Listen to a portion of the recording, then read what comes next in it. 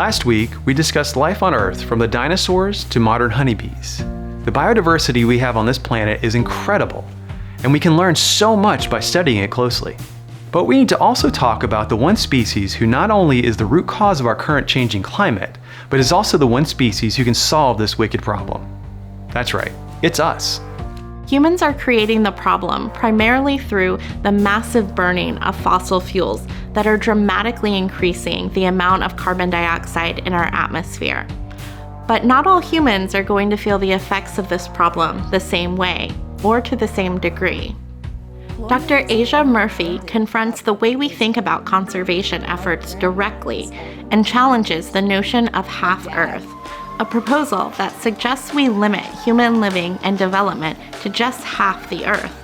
The problem, Dr. Murphy points out, is that this proposal places more of the burden of conservation on the African continent rather than North America, which is a much bigger driver of global emissions. Dr. Ryan Emanuel studies ecosystems and water resources. He discusses the effects of today's climate change on these and their impact on North Carolina's indigenous population, the largest in the eastern United States. The stories of Native American communities in North Carolina have much to teach us about social justice in a rapidly changing world. Our live stream this week comes from Dr. Naima Harris, who studies ecology and, more specifically, the interactions and dependencies among different species. If species cannot adapt to significant changes and go extinct, this can often have adverse effects on other species that rely on them for natural services or food. In that light, colonization and resource depletion by humans around the world has had a profound impact on life on Earth. Did you know that air quality can be measured by spider webs? These biomonitors, as they are known, can actually be an inexpensive, effective way to measure industrial metals emitted into the atmosphere. Spiderweb samples can be collected in marginalized communities that happen to live close to industrial plants and might suffer the biggest consequences from these emissions. This is the amazing work being done by Dr. Chris Hahn on a project they call Spidey Sensors. Monitoring our local environments is obviously a key piece of the global change puzzle. But so is communication. How do we get 7 billion humans on this planet not only to be aware of the problem, but to coordinate and to take action?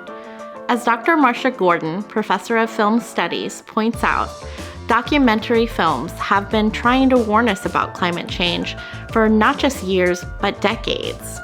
There may be some lessons and some hope for how we communicate wicked problems in the future. If we have been ignoring the problem of climate change for so long, you might be wondering why.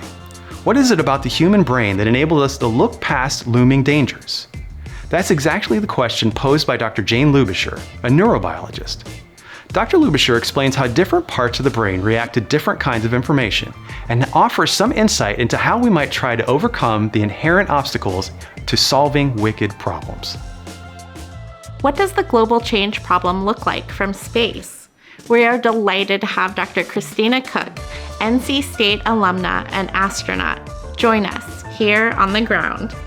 Dr. Cook is the female record holder for the longest single flight in space, having spent 328 days on the International Space Station. She shares the perspective she gained from 254 miles above the Earth's surface. We close out this week with some thoughts about perspective and how it changes our views.